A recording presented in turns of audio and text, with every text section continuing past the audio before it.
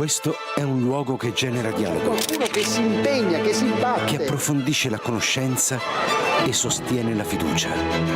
È un crocevia dove si incontra chi desidera il vero, il bello, il giusto e il bene. È una testimonianza di speranza nel cuore ferito del presente. E tutto questo proporre con la propria vita. esiste anche grazie a te. Buonasera a tutti. Quest'anno l'incontro, chiamiamolo... Good afternoon, everybody. This is the meeting about philosophy, we might say. And it's going to have a rather special format. Freedom is our topic. The title is, Are We Really Free? Between free will, between conditions and new beginnings. Because it seemed to us that in a meeting that has as its general theme the recall to our times as a time in which, in the desert of meaning, of sense, that one can start again, start building again with the movement of freedom. Freedom as a spark without which it would be a prescription or an abstract duty. Instead, a construction can be simply effective if it starts from a free choice of the subject, the constructor themselves. But in particular, we wanted to face this topic bringing out the theme of treating it as a problem, as a question. As you see, our encounter is not one of theses. It's not one that we have already got foreseen a conclusion, but it's an encounter, a meeting, as often happens. The philosophy ones in the meeting often happen like this, in which a few protagonists of research put a problem in front of themselves, and they seek to understand from their different positions the challenges of our time, and also the suggestions for a deepening. And I wanted to do this between philosophy and neuroscience. Why?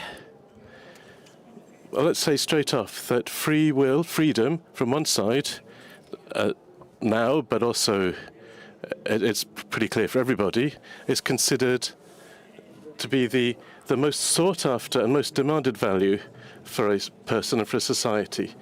Most demanded, more than in other times, on the top of the wish list for a fulfilled life, for a happy life, a realized life.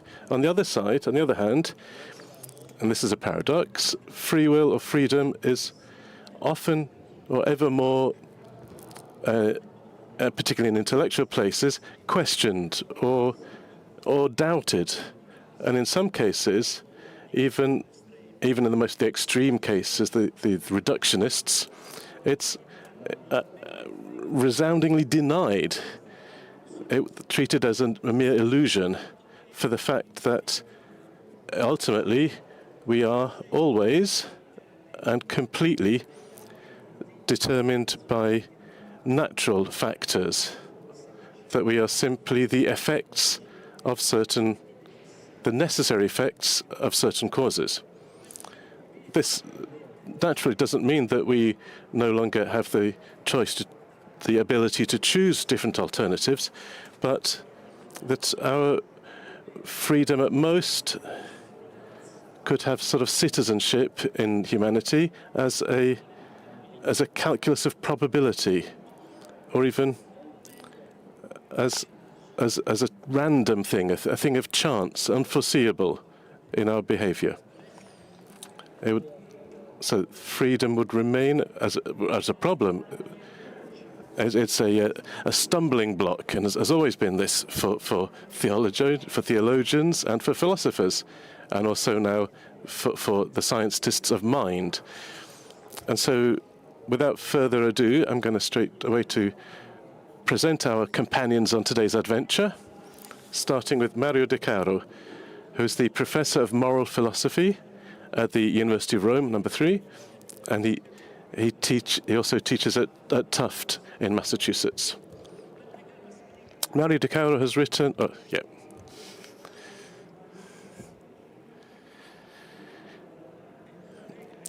He's a colleague and also a great friend, and he's already written, and it's now in the 3rd edition, I think, of a classic volume called Free Will, or Are We Really Free? Neuroscience and the Mystery of Free Will, in 2010. In 2014,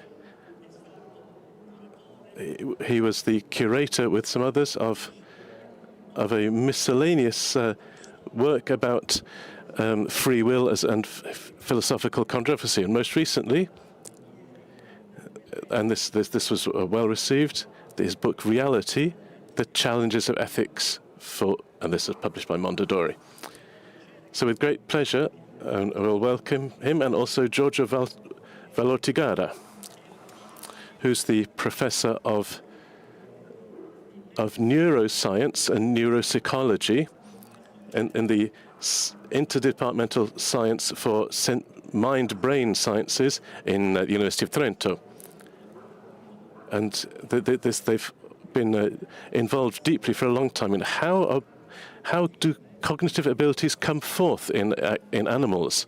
And already here we can start to bring up some traces that come from feeling to voluntary movement to consciousness, as the recognition of a distinction between the internal, the itself, and what is outside you, even in flies and in chicks. He actually even wrote a book in 2023 saying it's nice reading from him, because he's a scientist who's doing his work, but he's also a great narrator. So he transforms his data into exploratory hypotheses that help us a lot.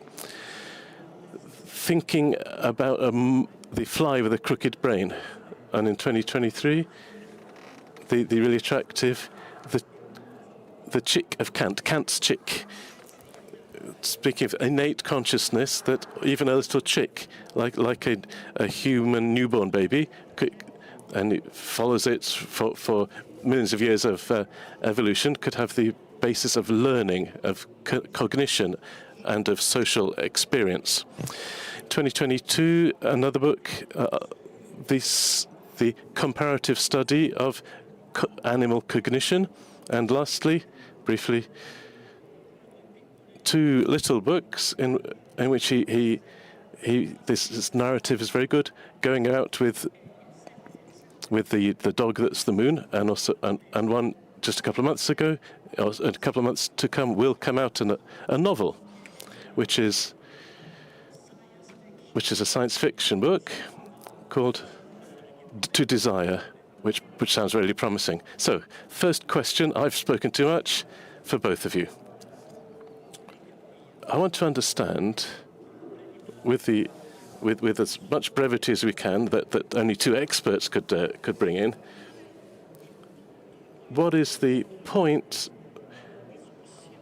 of what's the current state of the debate on the real existence of human freedom, both in philosophy and in the sciences of mind? Mario, please. Thank you. Thank you. I'm happy to be here.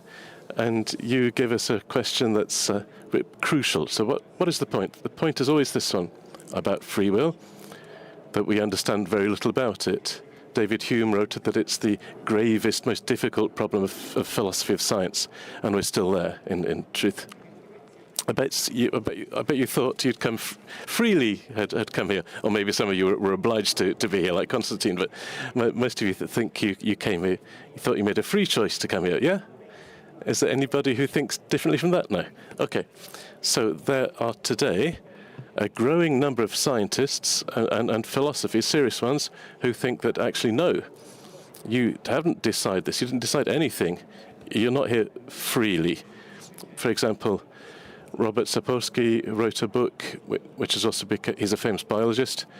He wrote a bestseller that was called Determined, in which he says that free will is an illusion because we are determined by. Many scientists think like this. Also, the famous Stephen Hawking, who died a few years ago. Paul Bloom, a famous psychologist, but there are also philosophers who think like this. Why? What is this idea? There's a group of empirical data, some of which have led to Nobel Prizes, and also there's a bit of conceptual confusion alongside them. So I think there are two routes here. We know in reality that we are very much more conditioned in our choices than we'd like to believe. We think that we are taking decisions, in many cases, on the basis of choices, reasons that we know and that we base things on, but in fact we pick them up for different reasons. There's online a little film, it's very interesting, by this guy from Lund, who shows persons who think that they've made free choices, that they've reasoned about, but really they hadn't reasoned about them.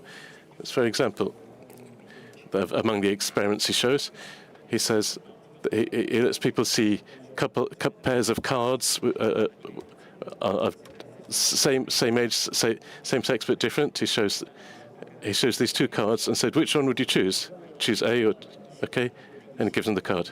Why did you choose them? And he says, they explained. The only problem is that he with a trick switches the cards and gives one the card they hadn't chose, and then basically hardly anybody realizes that they were given the wrong card, and that's already interesting. But more interesting still is that the subjects in front of the card they hadn't chosen, they invent an explanation to support the presumed choice. So imagine one who's chosen two pictures of two women, one without earrings, and given the card with the earrings, and he said, "Yeah, I chose it because I like the earrings," but the one you chose didn't actually have earrings. So this is a typical example of situations which in reality are very pervasive. Speaking of Nobel Prizes, David Kahneman and Thaler won the prize. These are experimental psychologists, cognitive ones, that won the Nobel for these studies in this direction. I think the fact that we often willingly take decisions without knowing why we take them. So if there's a point on which we're all in agreement, is that free will exists, it needs to be linked to our consciousness, it needs to be linked to our values, our desires, our preferences. If we exert free choices without knowing why we do them, that's not a question of free will. So there are many authors who make this idea extreme and saying that we always act like this, that we never know why we take a decision. Or never. Are the reasons that we think are causing our decisions are really doing it? That's what they say. Technical philosophy terms, they say the mind is epiphenomenal. So if that is true, then there's no such thing as free will. Many people think like this. I don't think that this is right, and you just need to take things a little bit calmly and reasoning about this, because if we stop and think about our choices, if we think about the choices that we could do and the reasons, the preferences that we've got for one or the other, yes, often our decisions are conscious, so we could continue to speak about free will. I'll give you an example. An example based on an immoral one. Imagine somebody who wants to marry a man wants to marry a woman because they're very rich, very determined to choose somebody like that, to marry them for that reason. It's immoral. Why is it immoral? Because they've chosen freely to do something that's got nothing to do with morality, but he did it willingly, did knowingly. That is an act of free will. So this type of experiment show, the ones we've looked at so far, from Kahneman, okay, show that free will is much more limited than we'd like to believe, but they don't prove that as such that it doesn't exist. So this road that's been a lot beaten. This is really the beaten track, but it's in error. It should be used a different way. Look, that our free will is under constant pressure, and it's more under pressure today with social media, with internet, the web, etc., with new technologies. There's an erosion of the spaces for liberty, for freedom. How can we protect ourselves? How can we defend ourselves? Substantially with education, with culture, with learning. And here you see how much these things are important.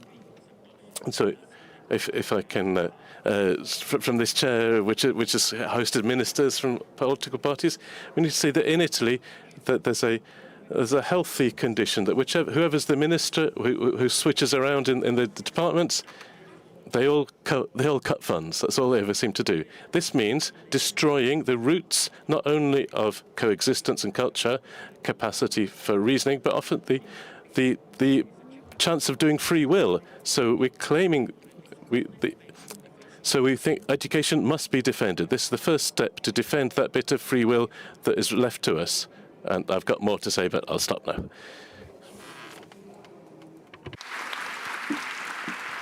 Giorgio. So thank you very much for inviting me. Thank you, Mario, for being here. And thank you to everyone for listening. And for the fact there's so many of you here. If philosophy still has difficulties today in confronting this problem, imagine the difficulties that scientists can have, and they're kind of new to the field on these issues. You probably know that a large part of the interest around the questions of free will are tied to an experiment that was widely by Benjamin Lehman that was widely discussed, who proposed the question in a very clear way. That is, this researcher, who was an American neuroscientist, he used a reply that you can measure in a cognitive way very easily with a special machine and he measured a kind of the energy level that emanates from your brain in a certain place, where we believe that when you prepare plans in your mind, that's the part of your brain where it's generated. He measured that, and he asked people who were to register their electronic this decision-making process to a series of electrical pulses in the brain to try and understand how it worked. And at the same time, they measured with a special machine when the movement signs were fired off from the brain to the muscles. So Liebert, who I think he was interested in these questions, he wanted to demonstrate in a certain way the independence of free will from the act of thinking and of your consciousness. And his results, I don't think he was particularly happy with his results. You know, what I'm trying to say is that if you ask someone to say the instant before they decide to complete an action, you know, there's a kind of ticking clock they had, and you could say now I've decided to move my arm or my wrist. What you observe therefore is that this act of decision making is preceded somewhat by the signal being sent when you send the signal to the muscles a few milliseconds after. And unfortunately, the bad news here was that the activity in the cortex was that when he measured roughly, you know, something about a question of mere milliseconds was measured before the subject decided, okay, now I've decided to do this. The signal to move came before, and so the conclusion they came to from this experiment was to say that, well, this was the proof that we've experimented here, that free will therefore doesn't exist. It's an illusion, because what our subjects have felt was a decision-making process, was instead preceded milliseconds before by an event in the brain that the subject themselves had no conscious control over. And this experiment was repeated many times with even more sophisticated techniques. Now we have new evidence that suggests, and new techniques that suggest that certain new events and events in the brain occur, even some seconds before the subject has any kind of, how can I say, conscious control over what they're doing, over this act of free will. It's interesting that Liebd tried to try and save his own personal convictions with his faced with his results by saying that it's true that the act of will is results from something that happens in your brain, but in that brief interval between the moment in which you send the signal to your muscles, there's still that possibility for freedom, the possible exercise of a kind of veto. That if I exercise the veto, the command from my brain can be stopped, can be blocked before being executed. So there might not be free will on decision making, but there is on being able to negate this kind of decision. So on strictly philosophical questions, the other two here with me are far more trained than I am, and an experiment can't necessarily prove that there's no such thing as free will. There's many reasons for this, but perhaps the most convincing one that Mario expressed quite clearly is that in these experiments you ask the test subject to judge themselves about impulses that they need to do to send to do a specific movement. This isn't a necessary condition or a necessary one for free will. It's obvious to anyone who thinks about it for a second. Many of our willing reactions that we call are voluntary, they're still conducted without this kind of impulse from our brain. On the other hand, you feel the kind of impulse of the brain, but what's happening is totally not voluntary. For example, Mario was talking. We were talking about sneezes earlier, but talking strictly in terms of neuroscience, there have emerged some more serious problems recently, more interesting ones. An entire relative question about interpreting the readiness potential, that ready signal. Is it really that the signal that's sent from the brain that says, okay, go, do this, have this reaction? There are some reasons to doubt this, because if you look at the images, this is a signal that's sent from your brain a few milliseconds before, for example, your motor actions are conducted. It rises to a peak and then descends rapidly.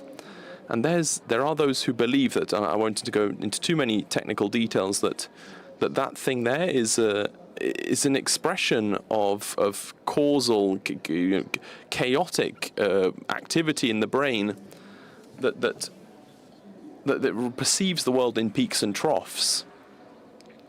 So the fact that we can try to coincide this sense of readiness with the peak in the decision-making process, if it was the decision that does that could trick you. It might even be the opposite. We might exploit the peak of our readiness potential, that oscillation we register, because that's closest to the threshold that lets us to decide, do I move my wrist or not? If that was the case, then maybe the readiness potential, it doesn't really tell us anything about voluntary action that test subjects want to do, because that is tied to the moment in which you cross the threshold. At the moment you cross the threshold, it coincides with the moment in which the test subject decides, I've decided to do that. Intervenire subito. Thank you. I'll ask you another question. Yeah. So it's very interesting because an experiment that shows the opposite of what it wants to show, this one. They wanted to show that there was free will independently of the neural impulses, and instead it's as if it was a counterblow, a reverse blow. This is interesting, of scientific research and philosophical research. If you're honest, you say, you have to turn around to something. But maybe, really, your conclusion, following without which there wouldn't be free will, is maybe much more rooted in this single moment in which I say this. And who often thinks, well, what do we mean? When do I start? When does it finish free will? Because it coincides with us. It coincides with life. And so for this, already, Mario put the brakes in, but I'll give him another chance to speak. But on one side, we say that in philosophy, the freedom is something indeducible, something you can't say where it comes from. Otherwise, it wouldn't be freedom. On the other hand, it has been, if it's conceived by X, then it's not free will, because that's an effect. Simply, free will has been kind of thought of as the possibility of choice between two or n alternatives. Or, okay, if philosophy, the most cited flower of philosophy, Isaiah of Berlin, said that we can't limit ourselves to thinking in philosophy about free will, freedom, as simply the absence of conditioning, of constraints, the so-called negative freedom. Not in the sense of value, but in the sense of logical negation, but not conditioned. But that's too little to say that experience of freedom is only I can choose parmesan or different food choices. It also has the capacity to adhere to something, which is recognized as a good for himself. Because then freedom is an experience which can make flourish, can fulfill the human condition. This is the positive freedom. So, I'll go to you. Even before a theoretical definition, I think the interesting thing is to perhaps understand what does we find the experience of feeling free? What does it consist of? So freedom is not only the ability to make choices, but also like a true experience of oneself. How would you say that philosophically? You've said it yourself. Don't know what to add here. But you said something fundamental that is crucial in the exercise of free will, is this awareness of knowing that I'm doing it, the awareness of making choices that are linked to our I, our deeper I, our desire to become a certain person. I'll give an example. Think of an alcoholic who deep down wants to stop drinking, and nevertheless he takes another glass of wine. That's not an exercise of free will. He doesn't identify himself in that choice. Free will, exercising that, would mean identifying yourself with the deep self of you that you want to be identified with. Who do you want to become? It's a continual project of development. So I wanted to link myself to this. So far, it seems like Costantino is happy. He's not happy because he said that we need to argue, but there isn't much to argue about here. Because I agree with Giorgio. I'm sorry about that. Maybe we can. There's still time to stir up an argument. So let's go back to that experiment we were talking about that's been developed then in a more elaborate ways with MRI imaging and so on, right up to measuring an interval between 7 and 10 seconds between neural activity and the moment in which we realize that we're doing a choice. In this case of this one done that these people did, you talk about pressing a button left or right when we decide to press a button, then we do it, and then we're relaxing, we're looking at something, and the clock is at a certain point, we say, that's when I made the choice. But the scientist, roughly, he says that 6 or 10 seconds before he can predict what you choose. So therefore, if the science knows it before you, what do you do? Where is this free will then? So here there are what this is of the methodological thing. What he said was right. These are experiments that maybe are more to do with awareness than free will. And there's a lot to say about about some methodological questions here, but substantially, the first thing to note is that they speak of an experiment which unconscious determinants in the unconscious determinants of free decisions. So what are free decisions? Pressing the left or right button 50 times. And that seems to me the prototype of a free decision, does it? If one says, 50 times pressing left or right, doing randomly, and why did the 75th time did you press that one? You say, I don't know, I don't care. That's not really an exercise of free will. It's not a free decision. That's wrong. So this great this great story, this great thing that this represent everything, that's not right. So there's more, though. If things interest us, I repeat, then yes, we're more participants. I agreed. But what does it matter if you go and when you go and you ring your friend's doorbell, left hand, right hand, do you press it with? I don't care. So what's more important is something else. That there's a subtle thing here in the definitions here that Constantine's definitions. Deep down, he's a Kantian. He thinks that he's a Descartesian, but he's actually a Kantian. So he's giving a definition of freedom that's in which free will is incompatible with determinism. And what is determinism? It's the idea that any event, including all our choices, all our decisions, all our actions, is determined by past events according to natural laws. If it's this true, as Kant says, then, and deep down we reckon Costantino says that, then there's no free will. There's a philosophical tradition that doesn't think about this, doesn't think like this, thinks instead that free will is compatible with determinism, with the fact that all our choices, in broad terms, could be foreseen by superior intelligence, as Laplace thought. Give an example to help you understand. If it's like this, even if the experiments of Libet and so on were correct, if you they proved that our decisions can be foreseen and anticipated by things beyond our control that precede our choices. If that was true, this wouldn't be a problem because he thinks that free will is compatible with determinism. I'll give you an example. Imagine that. This evening, what's going to happen? We'll go to a restaurant. Constantine, instead in front of the waiter who says, "What do you want, pasta or risotto?" Costantino, he's wobbling a bit. He wants a bit. Not sure which he wants. He's a Kantian, and so the waiter notes something down, and then he says risotto, and the waiter says, "Actually, I'm a famous neuroscientist. You don't know it, but I checked your brain, and I knew 10 seconds beforehand that you wanted risotto. In fact, we've already started cooking it. So therefore, you're not afraid. You're not free, I'm afraid."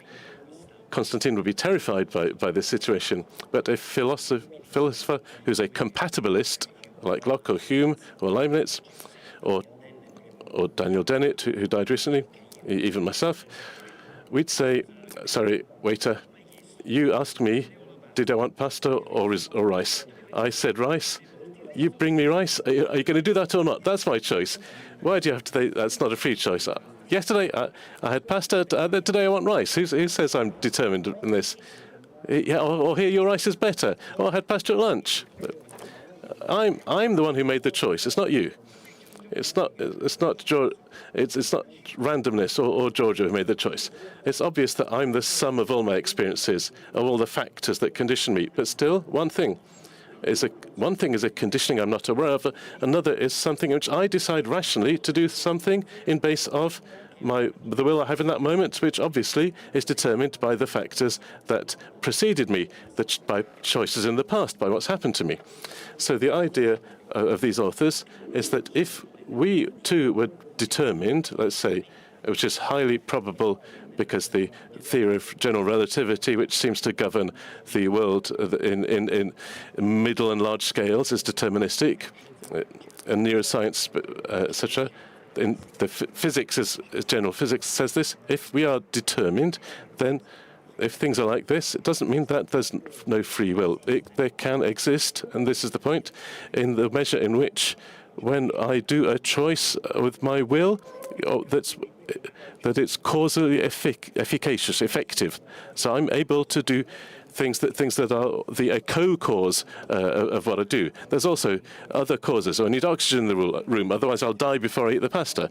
So I want the risotto or pasta. This is the cause of my acting, and this is the exercise of free will. That is true also if I'm determined. So this, we go beyond Count and actually beyond Costantino.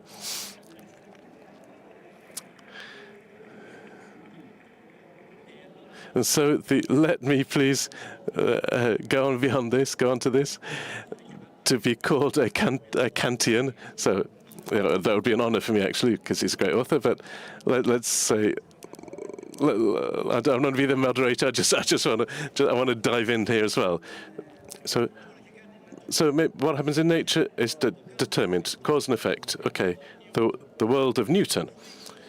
So therefore, this isn't compatible with freedom in that way, in that world.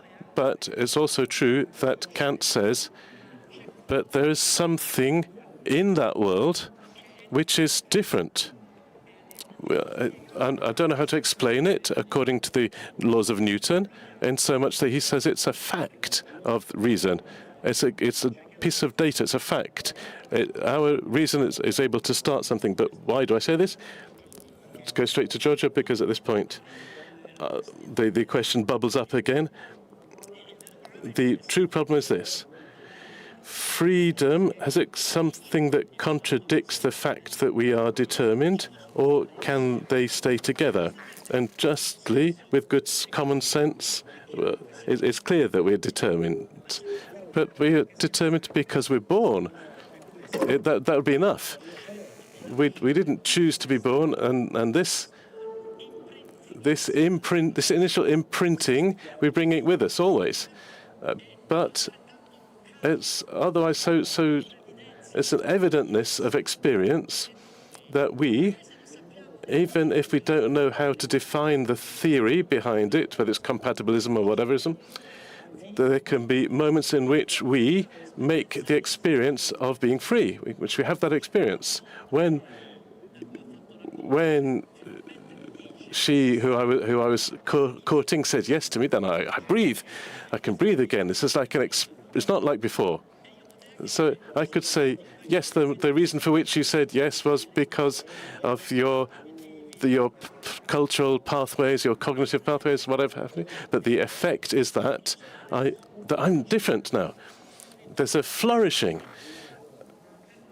So for this, it's not enough to say, good, gents. So we're determined like everybody, but every now and again, there's this, we manage to pop out a bit and we're able to, I really want to understand as best we can, roughly, the question of the entirety of experience. And so I'll come back to Giorgio. From a neuroscientific point of view,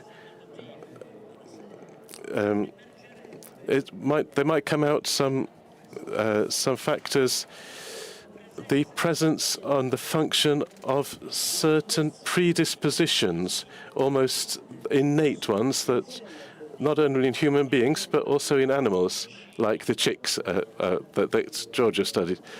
In the relationship with other beings, with the world, deep down we're talking about the verification of a principle. Lawrence said it,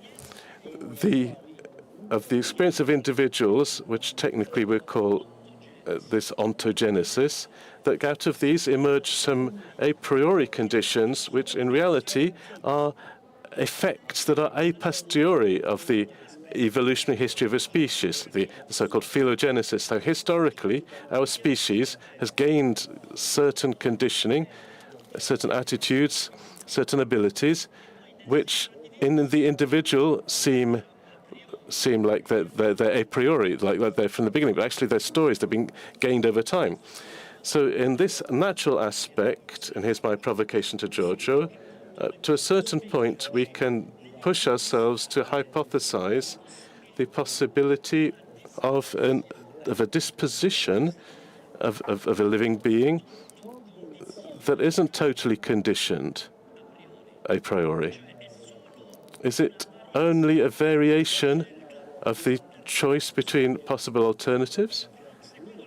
According to some scholars, I understood also from your works, biological agents can be considered free to the extent that which, given certain conditions, they maintain a certain room for maneuver. That is, they're able to develop the capacity that they've acquired through evolution to evade fixed responses or automatic ones, developing flexible strategies. This would be freedom. A space of flexibility in the choice between different options.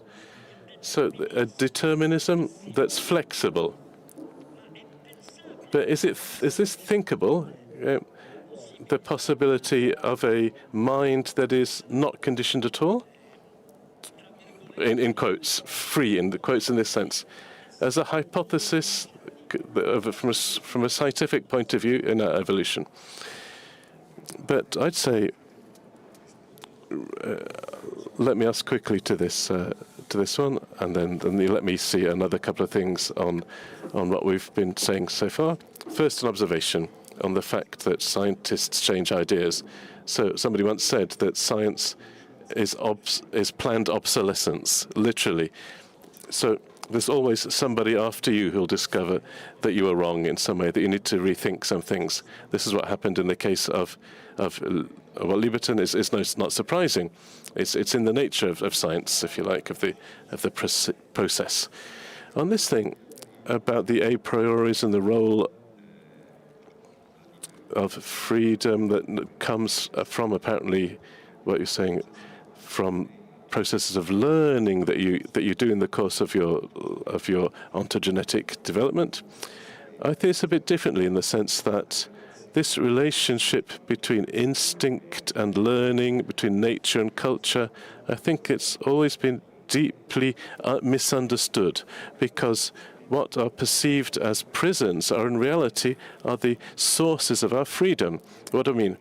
That in a certain sense, what characterizes us as human, in terms of human nature, is really our limits. And it's from there that comes out nature. Give an example to understand a simple one, some of the about the really work we're doing.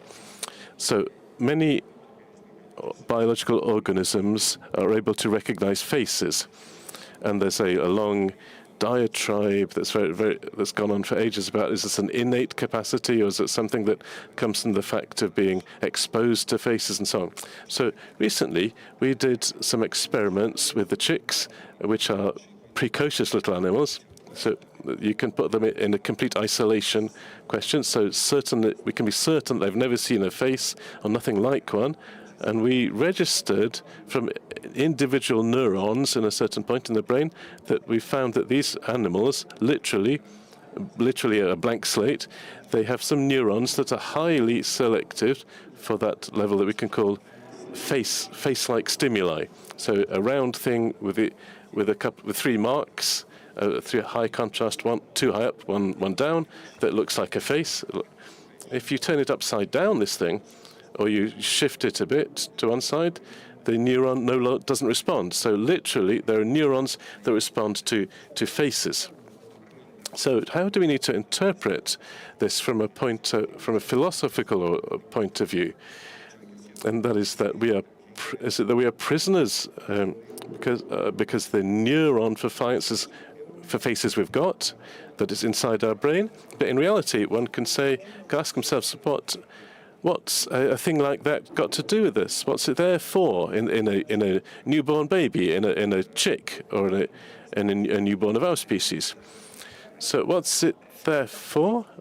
It's there. It lets us start up the process of knowing, of learning, because when you have a newborn creature, a chick or a baby, what counts for you there are two things. Firstly, to understand what are in general faces, and to use this knowledge now of faces to discriminate individual faces. So then babies, after a couple of months, start to laugh or smile when they see their mum's face and to cry when they see a stranger's face. So the problem from the biological point of view is, how do you guarantee that a process like this proceeds well or expeditiously? Do you have to have enough time to become extrinsic? So if you let it, it can happen in certain models of AI.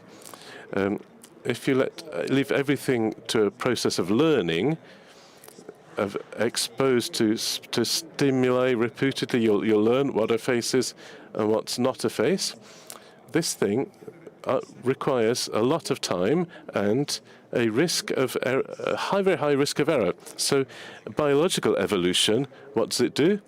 It produces creatures that have already a kind of generalized Platonic idea of what a face is like, in such a way that an organism that's just born looks preferentially at those things rather than at a stone or a tree or whatever. And in this way, it has the opportunity to learn the difference between individual faces.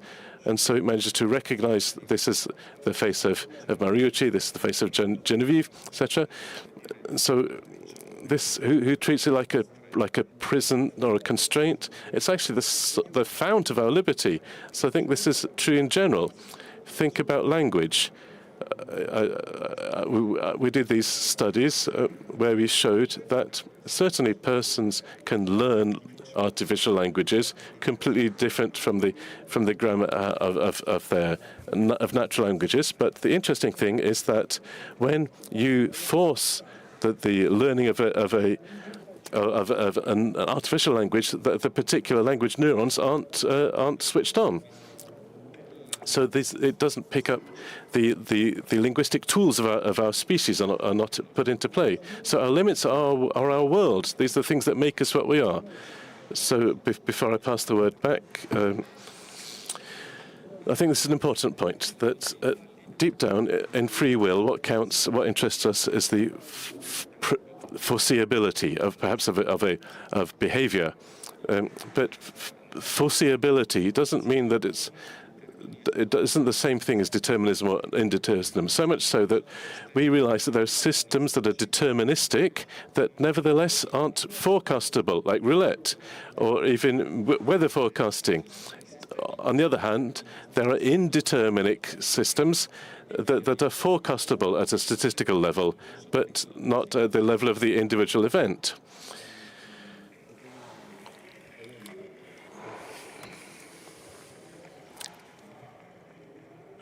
So it seems to me that surprisingly, even if we say it's all normal, but for me it's surprising, this relaunch that you're doing, saying that we think that we can be determined and that this is we say this is a limit, but we don't have that capacity for spontaneity of starting something ex novo, because we're always a bit stuck in things, because we're born, because we are the fruit of an accumulation of experiences and neural things, etc. But if I've understood, you're saying that, but be careful, it's quite the other way round, that really what seems to us would seem to impede our freedom, because it would kind of explain part or exhaustively in determinability.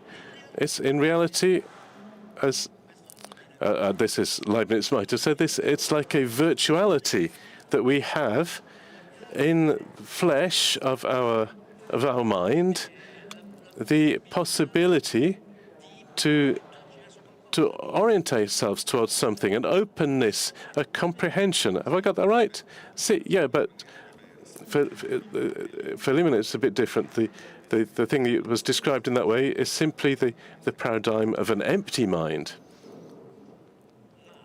Okay, and an empty mind, that the sort of paradigm, the deterministic one, he's saying it, okay, but a paradigm on the other side of that, the turning point that you're doing is that a mind that wants to be filled or that opens itself to something else.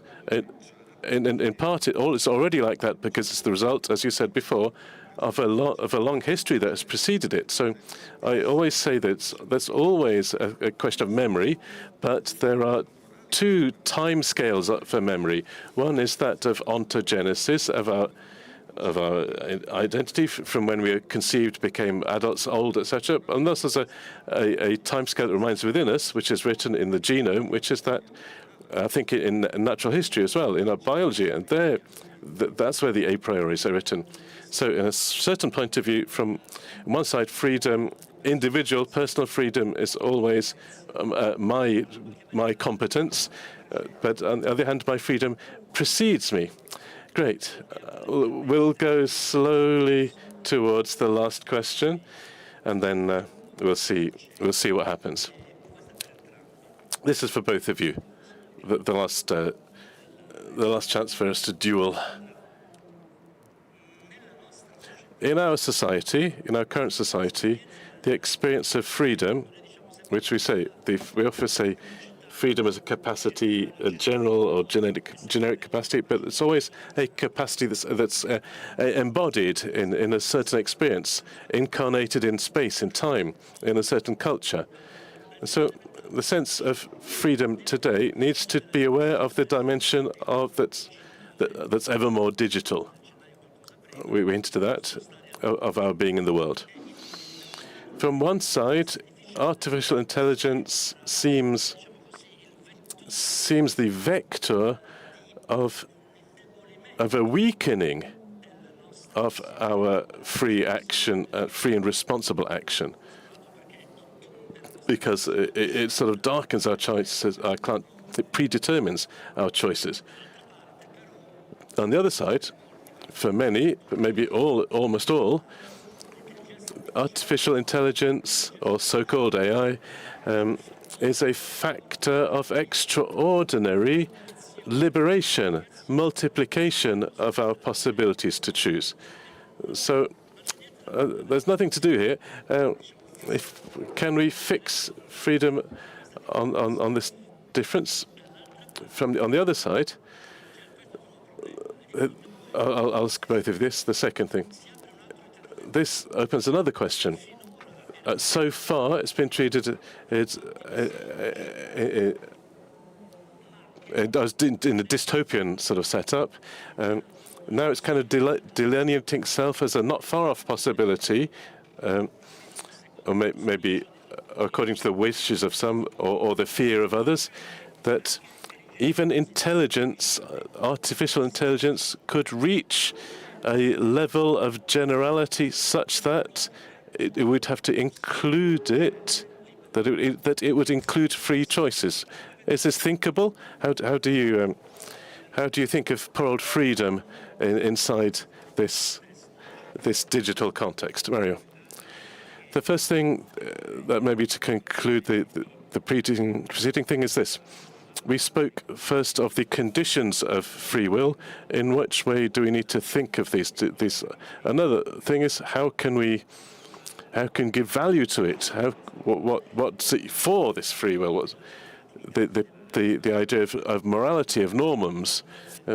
This is a different level of discourse, that of valuing of our decisions, that of the norms of what we should do, what we ought to do, what we can do, what do we do in fact with regard to what we ought to do, and this is the discourse that natural sciences can't help us, because natural sciences speak of what is, not of what should be. And this opening this horizon means opening a different plane. And so the question is, this type of valuing, of evaluation, could it be applied to machines, to more than atoms? Better to speak of intelligent systems, because certainly they're substantially algorithms, not physical things, really. So he can note there are some important authors who retain that AI, general AI, and even super intelligence, which could overcome us, is round the corner. So, I don't know, Bill Gates or the Nobel Prize winner Geoffrey Hinton, Nobel in physics, they all think that this threat is very close. Others, like maybe Luciano Floridi, think that AI is literally impossible. Both, in some way, think that we already know what is possible or not. That to have a true, radicated artificial intelligence that's the same as ours, or and nobody really knows that. It's an empirical question. There are no a priori questions for deciding this. There are nevertheless arguments, serious ones. We were speaking about them at lunchtime. There was a bit of disagreement here. If you can attribute a form of comprehension, which is the first step towards intelligence, to large language models, I think this is possible in a certain sense, while Giorgio would say and would be more skeptical, maybe Costantino. I think there is a sense in which we must say that LLMs, like ChatGPT, comprehend what we're saying. If I say to them, please write me a sonnet about Constantine who's having a shower, it will do it. If a human being was to do it, they would certainly say that there was comprehension. So, we say, oh, this does it inadequately. We say that's not comprehension, but a mental experiment. If we said they have a person who's able to Prof. Costantino is certainly a subject who can understand language. Imagine that somebody from Negroponte from the MIT labs and says, I'll bring you the greatest experiment in the source of science. Professor Esposito is not human. He's the... this is still you're the victim of this one. Professor Esposito is a perfect humanoid made by the Media Lab of MIT. And he analyzes everything and says, Constantine says, no, but hang on, it's me. No, you can't understand because you're just made of silicon. I think that this response would be an error. Certainly, the access to the world of Constantine being based on silicon and on a programming would be of 8 years. That's how long LLMs have been around. That's different from the programming of millions of years of biological beings. But still, the consequences are the same from the point of view of a certain level of comprehension, linguistic comprehension, semantic comprehension. If I say, do me a sonnet about Constantine, he'd do it. The LLM will do it. And in this experiment, he's an artificial humanoid, but still, the way he behaves as Constantine, it would be truly wrong to say that, and therefore, given that you're different from us, you can't have comprehension, you can't have intelligence. A friend of mine, Luciano, I think he's wrong when he says that when he says AI is a sorry. So think of this population on an unknown planet. He finds some beings that yes, they comprehend. You can speak with them. And the Sri Pinker say that that's impossible that they could understand. They're different from us. They're made of flesh. They're not silicon, but they can't comprehend. And so we would make the same error if we thought that a priori. I'm not saying that this is their thesis. That silicon beings can never comprehend. That would be an error. It would be complex to get into the mechanisms of LLMs about this, but because I think you can attribute comprehension to them, even if they don't have contact with the world, because they're modeled or start race based on things that learned from our comprehension, not that they have a genetic comprehension that came from millions of years of evolution, but because they were trained on things. They can recognize faces well. They're sure they hallucinate, but that's coming down. And then it's just after 8 years. Think what they'll be like in 50, 60 years' time if we haven't destroyed ourselves. So the thing we don't understand, we don't know where it can go. What we do know is that it could be a danger. There's a ethical principle, which is that of the precautionary principle, which says that if something dangerous has a possibility to happen, it's good to take provisions against it. Like environmental decay, it's very dangerous. and the few precautions we've taken, we're going back on them. We shouldn't do that. If there's a danger, you need to do something. So I think putting some ethical bounds on the models that on the way we construct AI. So I've also got a ton of things to say on this, but I'll let George speak, otherwise there'll be no time.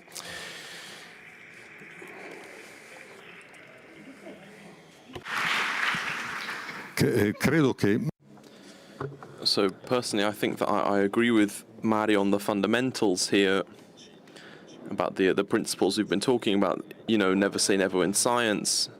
But from here, I don't know if tomorrow or the day after tomorrow, someone will make some intelligences that have characteristics similar to biological intelligence or superiors, inferior to them or whatever. I won't put any limits on science, and I'm not particularly worried about this kind of material underlying factor here on, how this intelligence should realize itself, whether it should be, silicon-based or whatever. It's really not important here. One of the big doubts I have here about whether you can really maintain that the current forms as we understand them of AI, particularly these LLMs, I'm not sure whether we should say that they have the characteristics. I wouldn't call it understanding, because I think the way in which that Mario uses the term understanding or comprehension is a conventional social term. I think the crucial point is, do they have something that corresponds to meaning, these machines? Do they understand meaning? It's a question that was faced in a philosophical aspect of the famous assert experiment, and I think that's quite decisive. As far as I'm concerned, these systems work in this way. They have access to a huge archive of data, and they calculate correlations based on this data, on their archives. They calculate conditional probabilities, and the result thus can be incredible, and it can lead to the not being able to distinguish as between it, as Mario said. And this is really an old story here. One of my professors, Valentino Breiter, many years ago said that he'd written a book, and I've written a book, and I think it's still available here, that was called Thinking Vehicles. And these vehicles were cars or machines that had been built with a very simple mechanism. The starting vehicle was basically a little box with wheels, some motors, and some receptors, that is sensors. It detected light, and it made the wheels go as faster the stronger the light was. And these vehicles would get closer or further away from the light, and then he introduced small complexities, very small ones. He'd cross some wires here, and when you look from the outside, the behavior of these small machines, you see that you attribute them a kind of growing complexity of psychology. That the first little cars get closer to the light, and then eventually they'll start to demonstrate emotions. This is purely a rhetorical exercise, if you like, but it's important because it shows that much of what we see, much of what we attribute to things, is rather something more tied to us. It's more tied to the way of how our own brain works, which is the brain of a social organism that's built for a certain type of interpretation, but the kind of mechanics behind it, the circuitry of it, if you will, has something that's quite different. So what do I think that the current machines need to do differently in order to make them more similar to the kind of understanding that we have in biological organisms? So quite simply, I think it needs to have values, preferences, possibilities of choice in relation to what happens to their own bodies, because this is how meaning was built from a biological perspective, within biological organisms. What is meaning? If I now take a glass of wine, and I hear the phrase, this wine tastes, I can taste the cork. how you understand the phrases, and to correlate that sentence with the thousands of other phrases that you have within your database, and to establish what's the most convenient correlation relating to this word. So how does a biological organism like me, or like Mario, or like Costantino, how does it understand this sentence? How does it draw out the meaning? It's very simple. You take the glass and you taste the wine. The correlation, you don't establish it with other strings of phrases. You establish it with your receptors, your taste, your taste buds, your palate, and then in your prefrontal lobe, you use your body. This is how you understand meaning as a biological entity. I'm not saying it's not impossible to do that with a machine, but currently that's not the case. When it will be the case, then yes, it'll probably be true for machines too, that they have the material basis to understand meaning, as Giorgio Prodi called them.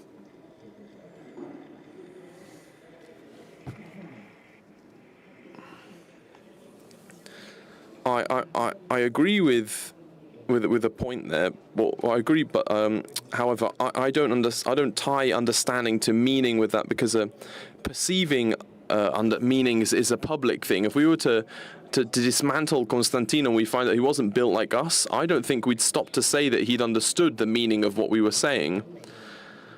But having said this, the fundamental point that of our disagreement, perhaps, with this idea, is that it's true that in certain cases we can understand what we're saying because we refer to our physical experiences, and there's a fundamental difference here. It's obvious that machines can't do that. But the point is, can you only comprehend things in this way? Can you only understand meaning in this way? Let's consider that in many cases, probably in 95% of cases in which we know something, we know a fact, we've never had an experience, a perception of this. We've read it, someone's told us. If I had to tell you, for example, on Easter Island, there's a huge statue. There's huge statues made like that. You know that. Have you ever seen them? No, you've never seen them. Have you ever touched them? No. Maybe you've seen some pictures.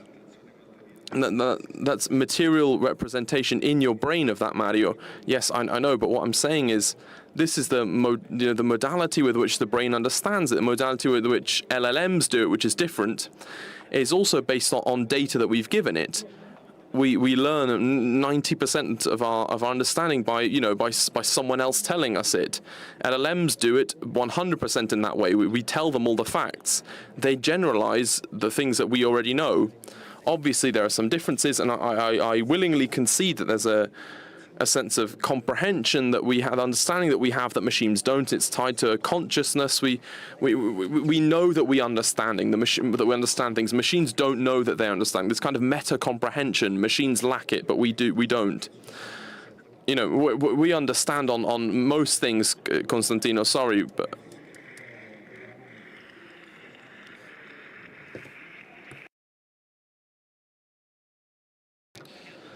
Mind you, that the Sapienza in Rome had invited us to do a public debate between all these different kind of analysts and students were waiting for it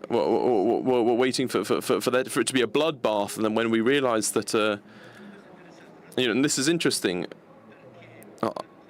an agreement is not on terms of a doctrinal theses, but we go to the bottom of your work, of how you interact with the problems. We've got 2 minutes left. I'd like to come back to something that was really interesting here. If someone had come here, they found an empty chair and just came in and sat down. What are they leaving? What is this person coming? What are you guys getting out of this? We've been hearing about problems, and I'd like to invite you all to reflect that this is to say a kind of positive bonus, in the sense that we can define or understand what a concept like freedom is only if we exercise it. It's not possible to talk about freedom like that of understanding only in the third person sense, as if it was a more or less omnipresent kind of general characteristic. We need to talk about it, but we need to start from the experience that each one of us has of it, not in the sense of making it relative to our subjectivities, because there are certain things in our evolution, in our cognitive capacity of understanding, of comprehension, that we only discover when they happen, when we experience them. And what can we say that we know about freedom? Perhaps very little. But I think we know something that's incredibly great. We know when it happens that we don't feel obliged, but something activates within us, and that leads us to be able to breathe. When life, your family, the world is a trap, is a prison, or when it helps us to open up or to breathe. And this doesn't depend on conditions, because we all know that we could be in environmental conditions that entirely constrain you and still make and experience freedom. We could have all the other positives possibly available from the easiness of life and still feel to be completely slaves despite the commodities. It's not true that we don't know anything. We perhaps know the most essential thing to be able to continue to ask. And back to the last thing that emerged from both of you, this connection between a freedom on one half that goes back to our kind of phylogenetic past, and on the other hand, it goes back to our kind of ontogenetic story. That is that freedom can become understanding. If you think about it, there's no understanding without freedom, and there's no understanding without freedom, no freedom without understanding. This doesn't mean that we're always free, but it means that freedom, it kind of becomes activated when we look into the why, the reason behind things. We could be the most determined and constrained beings in the world, but there's a moment of our understanding where even if we don't theorize it, we look at the meaning of things, and in that moment, we're not only just a world, but we are ourselves. We are individuals. Thank you to Giorgio and Mario for being here, and thank you for all of you for joining us. Grazie mille, Giorgio.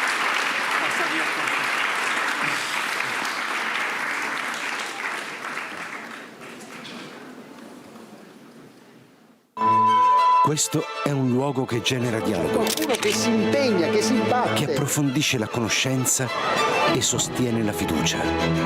È un crocevia dove si incontra chi desidera il vero, il bello, il giusto e il bene. È una testimonianza di speranza nel cuore ferito del presente. E tutto questo Proporre con la propria vita esiste anche grazie a te.